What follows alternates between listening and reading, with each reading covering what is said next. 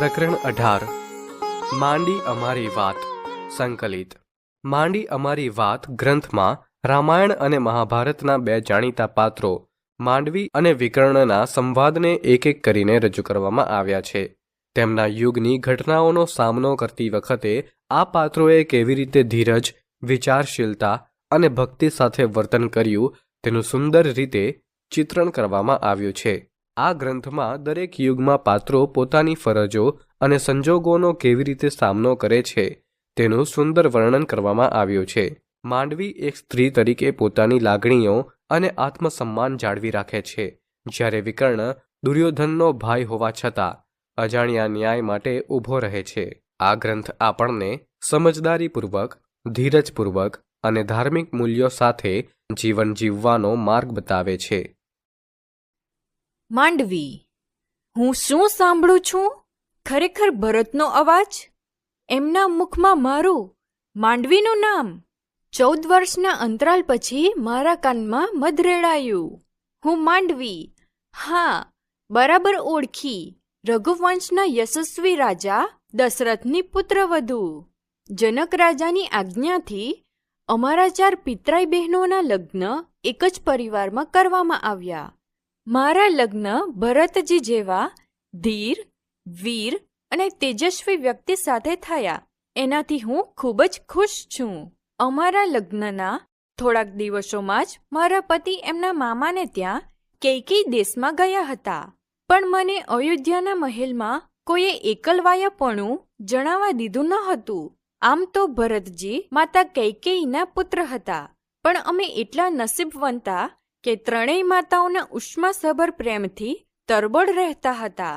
અમે બહેનો, હું, સીતા, ઉર્મિલા અને શ્રુતકીર્તિ પરસ્પરને અપાર પ્રેમ કરતી હતી.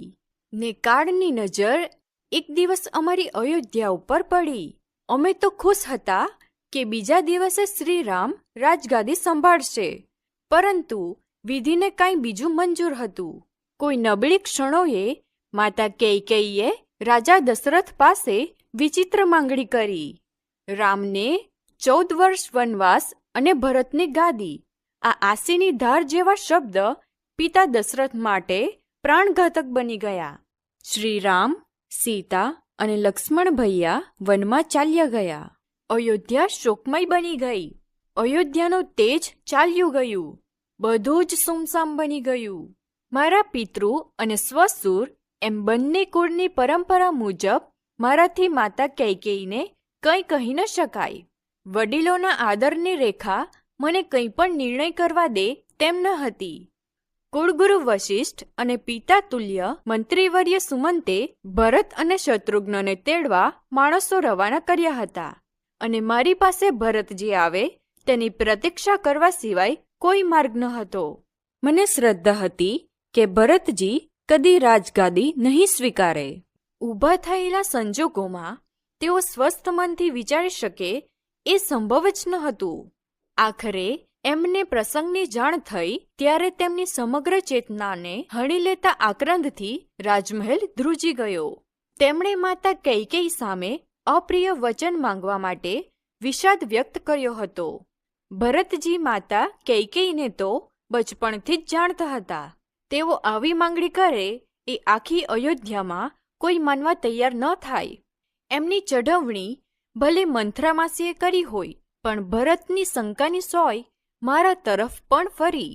કદાચ આ જગ્યાએ બીજું કોઈ હોત તો પણ આમ જ વિચારતું હોત. આ આડ મારા માટે કપરું હતું. મને સ્પષ્ટતા કરવાની કોઈ તક ન આપી. મને સીધું જ કહી દીધું, દૂર જા, મને તારું મોં ન બતાવ. અનેક લોકો ચિત્રકૂટ ઉપર શ્રીરામને મનાવવા ગયા. ન્યાય, નીતિ અને ધર્મના પ્રતીક સમા શ્રીરામ પાછા ન આવ્યા. એમની પાદુકા રાજગાદી ઉપર મૂકી ભરતજીએ નંદીગ્રામમાં રહી બધું જ કામ સંભાળ્યું. આ બધા જ ઘટનાક્રમમાં મને સ્પષ્ટતા કરવાની તક ન મળી. હા, મને મારા અધિકારોનો ખ્યાલ નહોતો તેવું નથી. હું વિદ્રોહ કરી શકી હોત. અયોધ્યાના રાજમહેલની એક વ્યક્તિ મારા પક્ષે જ હોત. કૌશલ્યમાં તો ભરતને ધમકાવીને મને સન્માનવા ફરજ પાડે જ. ગુરુ વશિષ્ઠ મારા માટે તેમને આજ્ઞા આપવા તૈયાર જ હોત. પણ જો એ રીતે હું મારા અધિકારો મેળવું તો એમાં મારું આત્મગૌરવ ક્યાં રહે? બીજી વાત પણ મારા અંતરને કોરી ખાતી હતી.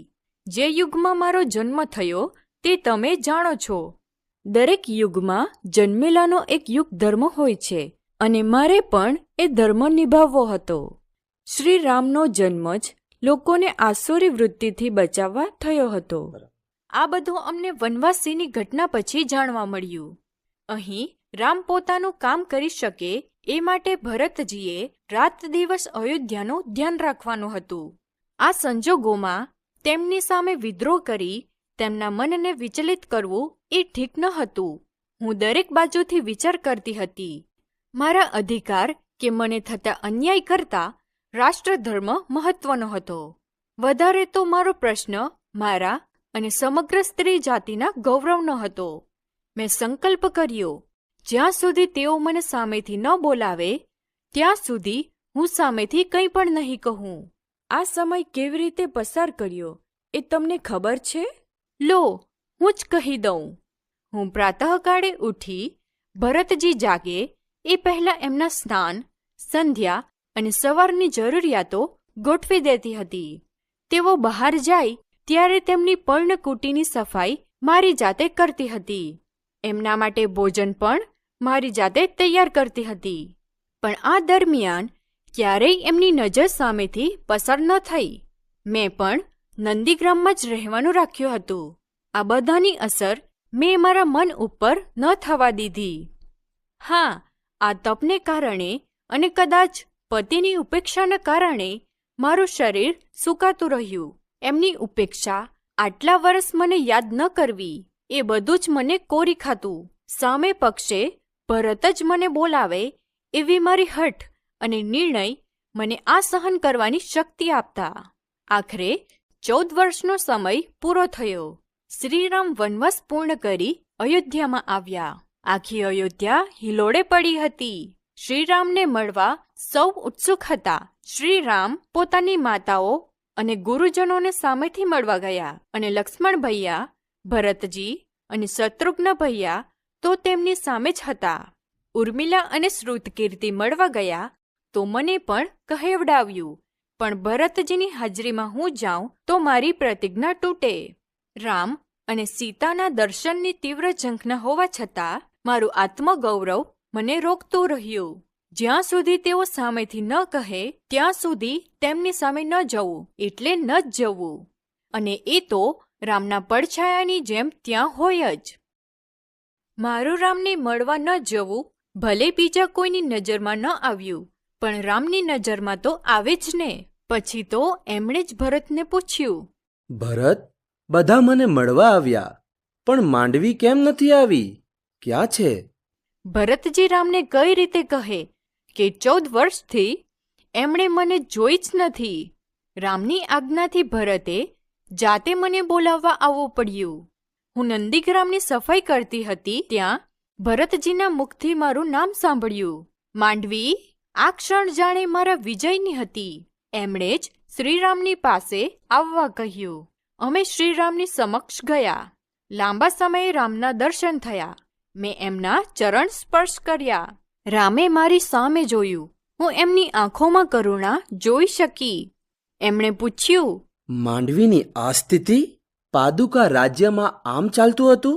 કેમ એના શરીર અને ચહેરા ઉપર તેજ નથી? મેં જોયું કે ભરત માથું નમાવીને ઊભા હતા, નિઃશબ્દ હતા. મારે જ એમની ઢાલ બનવું પડ્યું. મેં રામને કહ્યું, પ્રભુ, એમાં એમનો દોષ નથી. પાદુકા રાજ્યની જવાબદારીમાં એ ઘરની સંભાળ રાખી નથી શક્યા અને અમે તો તમારા વનવાસના કારણે દુઃખી હતા. મારા શરીરની કૃશતા એને કારણે છે. આપના હક દુઃખી ન થાઓ. હવે આપના આવવાથી બધું જ સારું થઈ જશે. બધા જે નજરે મને જોતા હતા તેનાથી મને મારું ગૌરવ પાછું મળતું લાગ્યું. મારી પ્રતિજ્ઞા પૂરી થઈ. મેં સ્વીકારેલી મારી સ્થિતિ હવે સંપૂર્ણ ન્યાયી ઠરતી હતી. આ છે મારી કથા. આ છે મારી વ્યથા. મારે સરસ્વતી માતાને પ્રાર્થના કરવી પડી કે હે માં, વાલ્મીકી ઋષિ રામાયણનો શેષ ભાગ પૂરો કરવાના છે. એ વખતે મારી વાત ન લખે તેવું વરદાન આપો. માત્ર મારી વાતના કારણે ભરતજીના ઉજ્જવળ ચરિત્ર ઉપર કોઈ ડાઘ ન જુએ. માએ મારી પ્રાર્થના સ્વીકારી, તેનો મને આનંદ છે. વિકર્ણ, મને ન ઓળખ્યો? તમે દુર્યોધનને ઓળખો, દુશાસનને પણ ઓળખો, પરંતુ આ દુર્ભાગીને નહીં ઓળખો. હા, મને ધિક્કાર્યો તો હશે જ. શું કહો છો? નહીં ધિક્કાર્યો હોય તો હું જ એનું પ્રમાણ આપું. તમે કૌરવોને તો ધિક્કાર્યા હશે ને? બસ તો હું પણ કૌરવ છું. હું વિકર્ણ. હા, ઇતિહાસના પાનામાં ક્યાંય ખૂણે ખાંચરે ખોવાઈ ગયું છે મારું નામ. લોકો કર્ણને ઓળખે છે, વિકર્ણને નહીં. પરંતુ તેથી શું? મેં મારું કર્તવ્ય તો બજાવ્યું છે. ભલે મારો અવાજ કોઈએ ન સાંભળ્યો, ભલે મારો પોકાર હસ્તિનાપુરના રાજમહેલની ઊંચી ઊંચી પ્રાચીરોમાં અટવાઈ પડ્યો. શું કહ્યું? મેં શું કર્યું હતું એમ? હા હા, કહ્યું ને, મેં તો મારું કર્તવ્ય જ નિભાવ્યું હતું.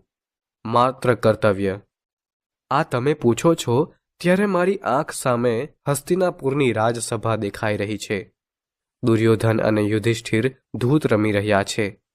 દુર્યોધનનું તો નામ જ છે. એને બદલે પાસા ફેંકી રહ્યા છે અમારા ધૂર્ત મામા શકુની. ધર્મરાજ એક પછી એક વસ્તુ હારી રહ્યા છે. ધન, રાજ્ય, દાસ દાસી, બધું જ. સૌને ખબર છે કે શકુની છેતરી રહ્યા છે, પરંતુ કોઈ જ બોલતું નથી. અમારા સૌના પિતામહ ભીષ્મ, ગુરુ દ્રોણ, કુલગુરુ સૌ મૌન છે. બોલે છે માત્ર અમારા કાકા વિદુ. એ કહી રહ્યા છે કે દ્યુત અનર્થનું મૂળ છે, પરંતુ એમનું અરણ્ય રુદન કોઈ સાંભળતું નથી. બીજા ભાઈઓ સાથે બેઠેલો હું પણ દુઃખી થઈ રહ્યો છું. મોટા ભાઈ, આ શું કરી રહ્યા છે?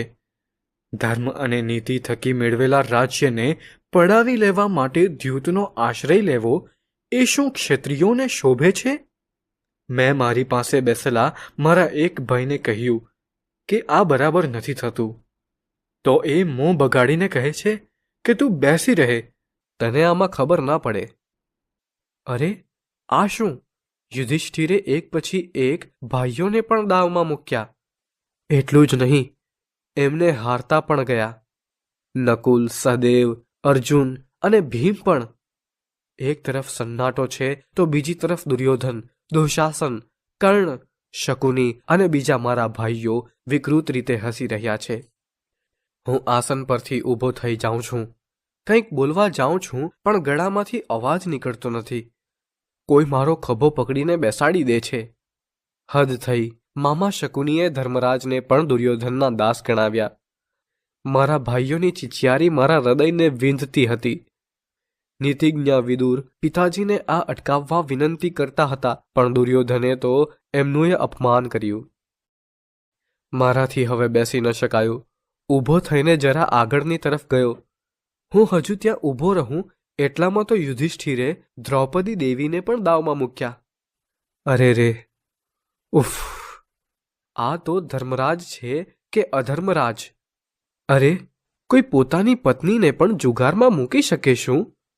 ભગવાન કરે ને આ દાવ ધર્મરાજ જીતે, મેં મનોમન પ્રાર્થના કરી. પરંતુ અઠંગ જુગારી શકુની તે કદી હારે? યુધિષ્ઠિર આ દાવ પણ હારી જ ગયા. ને હું આ શું જોઉં છું? દુર્યોધન ને દુશાસન ઊભા થઈને નાચી રહ્યા છે. વિદુર કાકા કંઈક બોલી રહ્યા છે, પરંતુ આ ઉછાછણાપણામાં એમનો અવાજ કોણ સાંભળે? જાઓ, જઈને મારી દાસીને અહીં બોલાવી લાવો.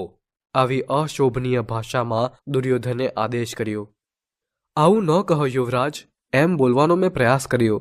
જો કે મારો અવાજ દુર્યોધન સુધી પહોંચ્યો જ નહીં. એટલામાં તો દુર્યોધન પ્રતિકામીને મોકલી દે છે. ઉફ! હવે શું થશે? હું આખે આખો ખડબડી જાઉં છું. વિદુર કાકા મહારાજને વિનવી રહ્યા છે, પરંતુ જાણે પથ્થર ઉપર પાણી. થોડી વારમાં પ્રતિકામી ખાલી હાથે પાછો આવે છે. પ્રતિકામીના કહેવા મુજબ કૃષ્ણાદેવીએ કંઈક પૂછ્યું હતું. પણ ઉન્માદી બનેલા દુર્યોધને દુશાસનને જ મોકલ્યો. છેવટે મારાથી ન રહેવાયું. મેં ગર્જના કરી, યુવરાજ દુર્યોધન, ભાઈને ન મોકલશો. એક નારીનું આ રીતે અપમાન કરવું એ આપણને ન શોભે. કુરુસભાને કલંક લાગશે. પિતામહ, તમે કેમ ચૂપ છો? દુશાસનને અટકાવી દો, નહીં તો ભારે અનર્થ થઈ જશે. પરંતુ યુવરાજ દુર્યોધને મને રીતસર ધમકાવીને ચૂપ કર્યો. બીજા ભાઈઓ પણ એમનો પક્ષ લઈ મને ચૂપ રહેવા કહેવા માંડ્યા. મેં સૌ ભાઈઓને કહ્યું, અરે બધા સમજો, યાદ રાખજો, જો આ પાપ લીલા આટલેથી નહીં અટકે તો એનું પરિણામ સૌએ ભોગવવું પડશે. આપણા પૂર્વજોને લાંછન લાગી રહ્યું છે. હસ્તિનાપુરનું સિંહાસન લજવાઈ રહ્યું છે. હું ફરી ઊંચા અવાજે ગરજી ઉઠું છું અને પિતામહ સામે જોઉં છું તો તેઓ નીચું મોં કરી લે છે. આ તે કેવી વિવશતા, લાચારી! અને એ પછી તો તમને કહું, ન બનવાનું બનીને જ રહે છે. દુશાસનની અભદ્ર હરકતોનું વર્ણન મારે નથી કરવું. કુરુવંશની જ પુત્રવધૂનું જ કુરુસભામાં વસ્ત્રાહરણ! મારો કે વિદુર કાકાનો આર્તનાદ કોઈ સાંભળતું નથી. જો કે કૃષ્ણ કૃપાને લીધે કૃષ્ણાદેવીનું રક્ષણ તો થાય છે, પરંતુ કુરુસભામાં થયેલા આ દુરાચારની કાળી ટીલી તો કાયમ માટે ચોંટેલી રહેવાની છે ને. કૃષ્ણાદેવી જે પ્રશ્ન સભા સમક્ષ ઉઠાવે છે એ ઘણો જ તાર્કિક છે. હું જીતાયેલી કે વણ જીતાયેલી? મારો આ મહાન અને તેજસ્વી નારી પ્રત્યેનો આદર બમણો થઈ જાય છે. દ્રૌપદી દેવીનું કહેવું એમ હતું કે યુધિષ્ઠિરે પોતે દાસ બની ગયા પછી જો મને દાવમાં મૂકી હોય તો હું દાસી કેવી રીતે બની શકું? શું ગુલામને એ અધિકાર છે? આખી સભા ચોંકી જાય છે. વિદુર કાકા દ્રૌપદીના તર્કના સમર્થનમાં છે. હું પણ આવેશથી બોલી ઉઠું છું, સાચું છે. જે સ્વયં દાસ છે એ વળી કેવી રીતે કોઈ અન્યને દાવમાં મૂકી શકે? મારું સ્પષ્ટપણે માનવું છે કે કૃષ્ણાદેવીની સ્વતંત્રતા અકબંધ છે. તેઓ મુક્ત છે. વિકર્ણ! મોટા ભાઈ દુર્યોધન જોર જોરથી બોલે છે. જાનો માનો બેસ, અથવા તો અહીંથી ટળ. સભામાં નિર્ણય લેનાર મોટા બેઠા છે. તને કોઈ પૂછે ત્યારે બોલજે. મોટા કે ખોટા?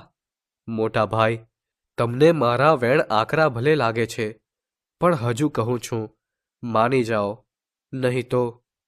હું આગળ બોલું એટલામાં મારો ખભો પકડીને મારો જ એક ભાઈ મને બેસાડી દે છે.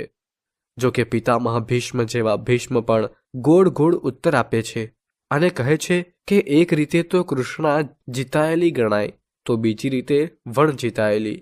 પિતામહ તો ધર્મના જ્ઞાતા છે. એ સાચા છે કે ખોટા તે હું નથી જાણતો.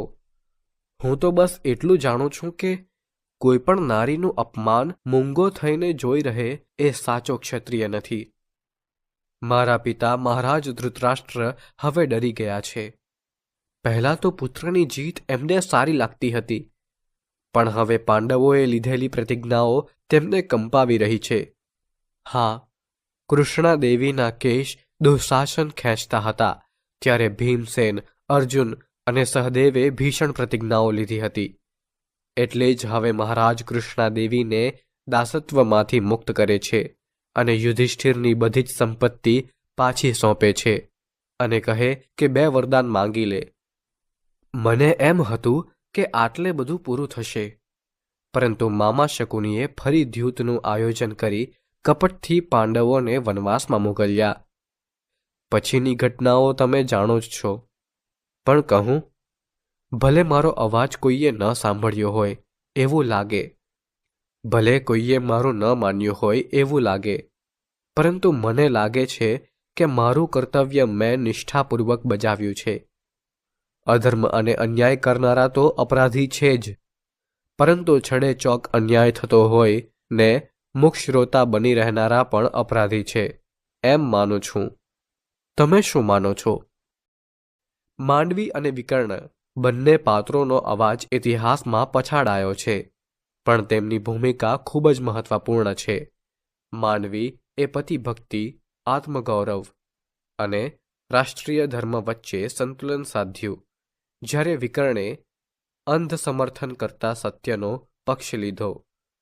એ બંને પાત્રો પોતપોતાની જગ્યાએ મૂકી રહેલા ધાર્મિક, નૈતિક અને વ્યક્તિગત મૂલ્યોનો ઉન્નત પાઠ પાઠકોને આપે છે.